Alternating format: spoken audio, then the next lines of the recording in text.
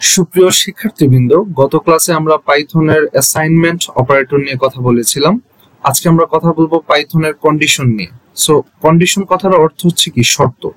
তার মানে আমাদের প্রোগ্রামিং এ যদি কখনো কোনো শর্ত আরোপ করা থাকে বা আমাদের শর্ত এক্সিকিউট করতে হয়, সেই ক্ষেত্রে আমাদের ইফ এলস ইফ অথবা এলস স্টেটমেন্ট ইউজ করে আমাদের প্রোগ্রামিং করতে হয়। সো পাইথন প্রোগ্রামিং এ এই স্টেটমেন্ট গুলো ইউজ করা বা কন্ডিশনটা খুবই জরুরি জানা।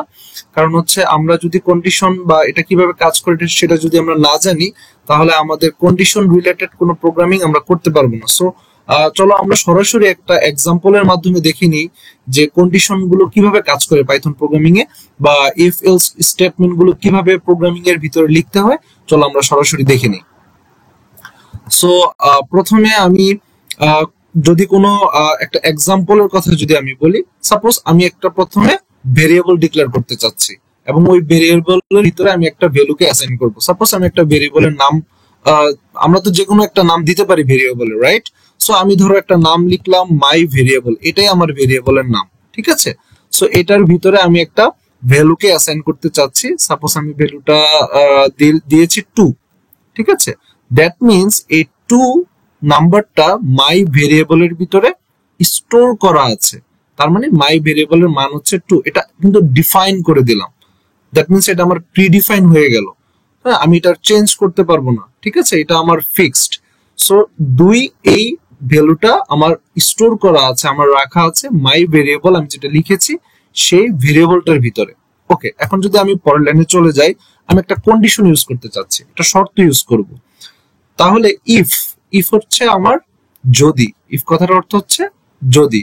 তার মানে এই যে যদি কথাটা বললাম, যদি এটা হয় তাহলে এটা হবে। দ্যাট মিনস আমি একটা শর্ত বলে দিচ্ছি। সো আমি যদি বলি যে ইফ, আমি আমার এই ভেরিয়েবলটাকে একটু কপি করে নিই। সো আমি বলে দিচ্ছি আমার এই ভেরিয়েবলটা যদি 5 হয়, তার মানে আমার ভেরিয়েবলের মানটা যদি কি হয়, 5 হয়, তাহলে আমি প্রিন্ট করতে চাচ্ছি। আর আরেকটা কথা সেটা হচ্ছে যে ইফ এবং এলস কন্ডিশন যখন আমরা ইউজ করব, তখন আমাকে আমার ইফ স্টেটমেন্টটা লেখার পরে আমাকে অবশ্যই কোলন চিহ্নটাকে ইউজ করতে হবে। এটা হচ্ছে পাইথন প্রোগ্রামিং এর rules. If else condition use করার পরে যদি আমরা কোলন না দেই, তাহলে আমাদের সিনট্যাক্স এরর দেখাবে। আমি যদি এখন এটাকে রান করি, আমি তোমাদের দেখাচ্ছি, আমি যদি এটাকে রান করি, তাহলে এখানে দেখো একটা সিনট্যাক্স এরর, হ্যাঁ, এক্সপেক্টেড কোলন দেওয়া আছে। তার মানে ইফ বা এলস কন্ডিশনের পরে আমাকে কোলন চিহ্নটা দিতে হবে। এটা হচ্ছে আমার রুলস, এটা আমাকে মাথায় রাখতে হবে। এটা যদি আমি না দিই, তাহলে আমার সিনট্যাক্স এরর দেখাবে। আমরা জানি যে পাইথন খুব সেনসিটিভ একটা ল্যাঙ্গুয়েজ।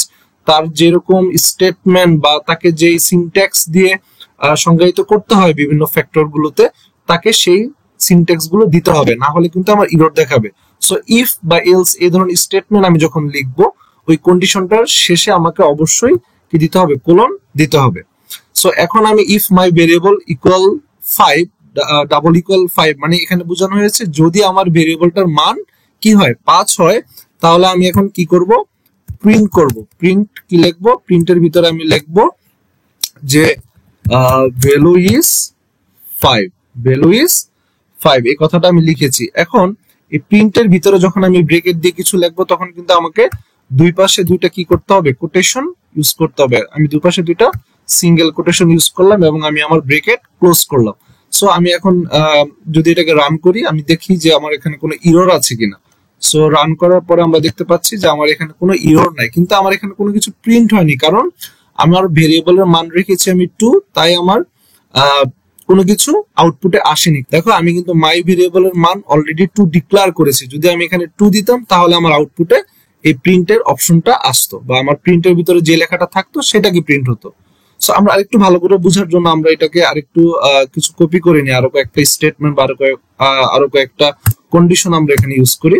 দেখো আমি এখানে আসার পরে যখন এন্টারে ক্লিক করছি, তখন প্রিন্টের নিচের যে লাইনটা আছে সেখান থেকে লেখার জন্য আমার কার্সরটা দেখাচ্ছে আমার কম্পিউটারে, তাই না? কিন্তু আমরা কিন্তু এখান থেকে লিখতে পারবো না, কারণ ইফ স্টেটমেন্টের আন্ডারে 4টা, ধরো মিনিমাম 4টা স্পেস দিতে হয়, যেটাকে আমরা আসলে যেটাকে বলা হয় ইন্ডেন্টেশন। সো ইন্ডেন্টেশনটা অ্যাটলিস্ট 4টা স্পেস দিতে হয়, অটোমেটিক্যালি সফটওয়্যারে সেটা নিয়ে নেয়। যদি না থাকে তাহলে তোমাকে নিজে 4টা স্পেস দিতে হবে। তার মানে ইফ এর আন্ডারে আমার এই প্রিন্ট ফাংশনটা কাজ করছে। এখন যখন আমি আরেকটা স্টেটমেন্ট লিখবো তখন কিন্তু আমাকে একটা নিউ কন্ডিশন ইউজ করতে হবে। তখন কিন্তু আমি এর পরের লাইন থেকে, যে এখানে যদি আমি এন্টার বাটনে ক্লিক করে আমার প্রিন্টের নিচে যে কার্সরটা দেখাচ্ছে এখান থেকে কিন্তু আমি লিখতে পারবো না, কারণ এখন আমি আরেকটা নতুন কি লিখছি, একটা নতুন কন্ডিশন লিখছি। সো সেই ক্ষেত্রে আমাকে এটা কেটে দিতে হবে, আমাকে এখান থেকে আবার নতুন করে আরেকটা লিখতে হবে। এখানে আমার ইফ আছে, আমি পরের বার যখন লিখবো তখন এলস ইফ দিয়ে দিব, ELIF, এটাকে পূর্ণরূপ হচ্ছে এলস ইফ। তো এখন মাই ভেরিয়েবল ইকুয়াল টু 5 আছে, আমি এটা সাপোজ 4 দিয়ে দিলাম, তাহলে এখানে প্রিন্ট করবে মাই ভ্যালু ইজ 4। ওকে, তো সেম কাজটা যদি আমি আরো করতে চাই, এখানে আসার পর আমাকে কি করতে হবে, এন্টারে ক্লিক দেওয়ার পর আমার স্পেসটা কেটে দিতে হবে, তারপর কন্ট্রোল ভি দিয়ে আমি আবার পেস্ট করলাম। সো এখন বলছি মাই ভেরিয়েবল ইকুয়াল টু যদি 3 হয় তাহলে আমাকে প্রিন্ট করবে my value is equal my value is 3। Okay, so আমার এই লেখাটা এখন প্রিন্ট করবে। সো মাই ভেরিয়েবল টু 2 দেওয়া আছে, সো আমি তো এখন পর্যন্ত 2 নিয়ে কোনো কন্ডিশন ইউজ করিনি। তার মানে এখনো যদি আমি রান করি আমরা দেখবো যে আমাদের আউটপুটটা শূন্য, কিছুই নেই, কারণ কোনো একটা শর্তের সাথেই আমাদের কাঙ্ক্ষিত কন্ডিশনটি ম্যাচ করছে না। সো আমি যদি এর পরের লাইনে আবার যাই, আমি আবার লিখলাম if my variable equal to 2। So এখন যদি আমি রান করি দেখি আমাদের আউটপুট বক্সে আমাদের কোনো পরিবর্তন আমরা খেয়াল করতে পারি কিনা, কারণ আমাদের মাই ভেরিয়েবলের মান কত দেওয়া আছে, 2 অলরেডি বলা আছে। সো এখন যদি আমি রান করি আউটপুটে এবার আমরা কিছু দেখতে পাচ্ছি, ভ্যালু ইজ 2।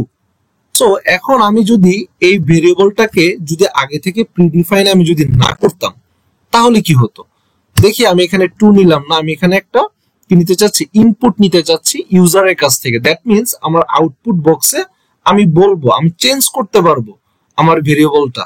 ঠিক আছে, ভেরিয়েবলের যে মানটা আছে যেটাকে 2 আমি ফিক্সড করেছিলাম, এখন চাচ্ছি যে আমি র্যান্ডম কোনো একটা নাম্বারকে আমি দিতে চাচ্ছি এবং ওই অনুযায়ী আমার আউটপুটটা কিভাবে জেনারেট হচ্ছে সেটা দেখতে চাচ্ছি। সো আমি এখানে একটা কি নিতে চাচ্ছি, একটা ইনপুট নিতে চাচ্ছি যেটা ইউজার ইনপুট দিবে। সো এখানে ইন্টিজার লেখার পর আমরা জানি আমাদের একটা ফার্স্ট ব্র্যাকেট দিতে হবে এবং সেখানে আমাকে লিখতে হয় ইনপুট। আমরা জানি অলরেডি যে কিভাবে আসলে ইনপুট ফাংশনটা কিভাবে কাজ করে, কিভাবে আমরা ইনপুট নিতে পারি। সো ইনপুট ফাংশনটা লেখার পরে আমাকে এখানে আরেকটা ব্র্যাকেট দিতে হবে, সেই ব্র্যাকেটের ভিতরে আমি কি লিখবো, সাপোজ আমি লিখতে চাচ্ছি এন্টার ইউর নাম্বার, আমি এই কথাটা লিখেছি এন্টার ইউর নাম্বার। সো এটা লেখার পরে আমাকে কি করতে হবে, ব্র্যাকেট ক্লোজ করতে হবে, ব্র্যাকেট ক্লোজ করতে হবে।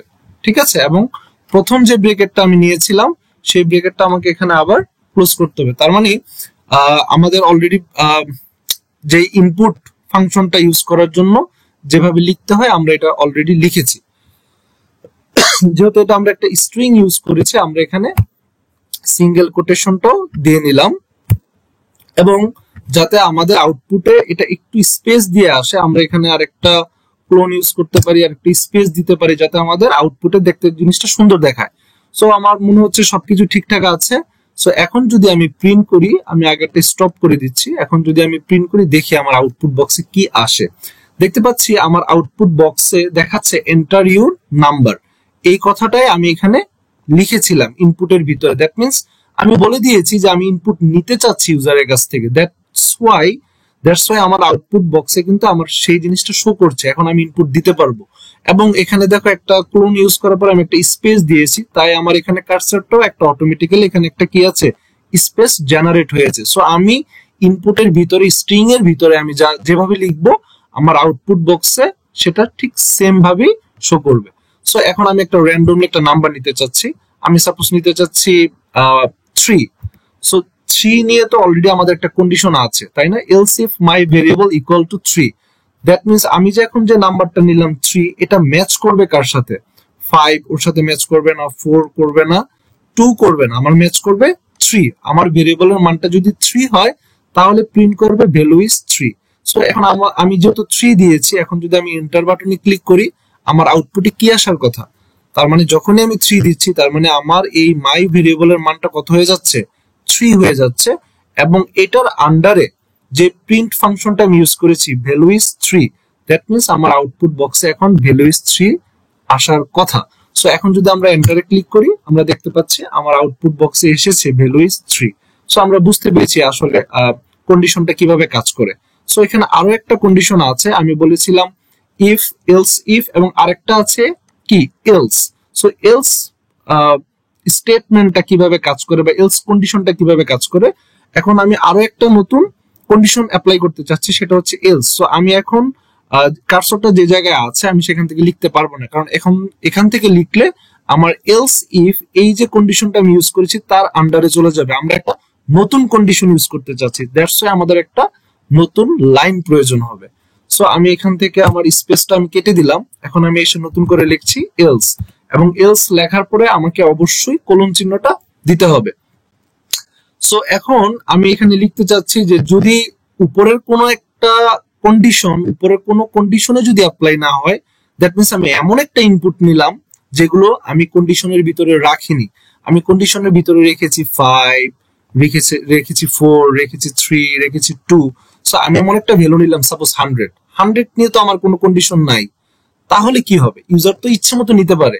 যদি এরকম কোন একটা স্টেটমেন্ট আমরা দেখাতে চাই যে যেখানে অন্য যে কোনো একটা ভ্যালু নিলে আমার এখানে দেখাবে যে number is not correct, so এই ধরনের যদি কোনো স্টেটমেন্ট আমরা ইউজ করতে চাই সেক্ষেত্রে আমাকে এলস এর পরে আমাকে একটা এন্টার দিতে হবে, তখন পরবর্তী লাইনে চলে যাবে। সো আমি এখানে লিখবো যে নো, সরি আমাকে এখানে কি করতে হবে, প্রিন্ট ফাংশন ইউজ করতে হবে, রাইট? প্রিন্ট ফাংশনের ভেতরে আমি এখন একটা স্ট্রিং লিখবো। স্ট্রিং লেখার জন্য আমাকে অবশ্যই সিঙ্গেল কোটেশন দিতে হবে, এবং এখানে লিখবো আমি নো কন্ডিশন ওয়াজ ফাউন্ড। আমি এই কথাটা লিখলাম, নো কন্ডিশন ওয়াজ ফাউন্ড, এবং আমি আমার ব্রেকেটটা ক্লোজ করলাম। সো এখন আমি যদি এই প্রোগ্রামটাকে রান করি, আমি এটাকে আগেরটাকে স্টপ করে দিচ্ছি, আমি নতুন করে রান করছি। এখন দেখো আমি যদি 5 নেই তাহলে তো ভ্যালু ইজ 5 প্রিন্ট করবে, ঠিক সিমিলার কেস হবে 4, 3, 2 এর জন্য, তাই না? এখন আমি এমন একটা ভ্যালু নিলাম, সাপোজ আমি একটা ভ্যালু নিলাম 125, তার মানে 125 নিয়ে তো আমার কোনো নাম্বার নাই বা আমার কোনো কন্ডিশন আমি অ্যাপ্লাই করি না ইফ এলস কন্ডিশনের ভিতরে। সো এরকম একটা আননোন একটা নাম্বারকে যদি আমরা ইনপুট আকারে নেই ইউজারের কাছ থেকে এবং এন্টার বাটনে ক্লিক করি, আমার সরাসরি দেখাচ্ছে নো কন্ডিশন ওয়াজ ফাউন্ড। তার মানে আমার এখানে কোনো কন্ডিশনের ভিতরে কিন্তু সেটা যায়নি, 125 কোথাও নেই কন্ডিশনের ভিতরে। তাহলে এলস কোনোটাই, উপরের প্রত্যেকটা কন্ডিশন কিন্তু প্রোগ্রামিং, পাইথন প্রোগ্রামিং এ যেটা হয় প্রথমে চেক করবে এই কন্ডিশনে যায় কিনা।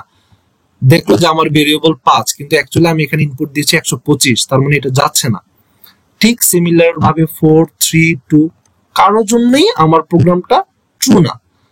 যখনই কোনোটাতেই যাচ্ছে না তখন অটোমেটিক্যালি আমার কোন কন্ডিশনে যাবে, এলস। এখানে এসে দেখবে নো কন্ডিশন ওয়াজ ফাউন্ড এই কথাটা লেখা আছে, তখন প্রোগ্রামিংটা কি হবে বলতো, এই জিনিসটা কি প্রিন্ট করে দেখাবে, নো কন্ডিশন ওয়াজ ফাউন্ড 125, এই ডাটাটা আমার কোনো কন্ডিশনের ভিতরে নাই, দ্যাটস ওয়াই আমার এখন প্রিন্ট করে দেখাচ্ছে নো কন্ডিশন ওয়াজ ফাউন্ড।